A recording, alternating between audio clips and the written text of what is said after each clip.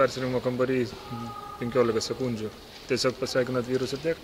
Taip, aišku, po tokių rungtynių labai lengva kalbėti ir labai gera pakili nusirengimo kambarį nuotaika. Manau, kad vyrai padarė tą, ką mes buvom susitarę. Šaunuoliai. Aš tik tais galiu visiems pasakyti ačiū. Pirmą minutės pertraukėlį ir vienintelį šiandien paprašėt likus 3 minutės iki rungtynių pabaigos. Buvot patenkintas visą laiką žaidimą? Visą laiką mes diktavom savo sąlygas. Mūsų viena iš uždavinių buvo primesti jiems savo žaidimą. Kadangi mes žinom, kad pas juos 5-6 žaidėjai tik tai žaidžia, buvo uždavinys pasakyti, kad diktuotų tempą, palaikytų aukštą tempą, ką mes ir padarėm. Varžybos vyko, ką mes norėjom, nemačiau tikslo, ką nors keistų dėl laimėjimo minučių pertraukėlių. Prieš rungtynes akcentavot žaidimo gynyboje 59 taškai praleisti, jūs tenkina? Taip.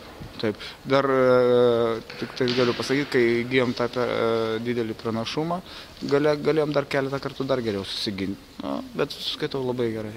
Akcentavo žaidimą prieš tritaškininkus, šiandien pavyko jos neutralizuoti? Taip. Žinau, kad statistikoje paskutinės rungtynės įmetė 10 tritaškį, šiandien net nežinau kiek.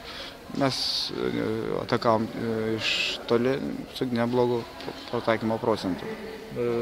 Praktiškai be klaidų tritaškai šiandien? Aplamai žaidėm tikrai neblogas rungtynės.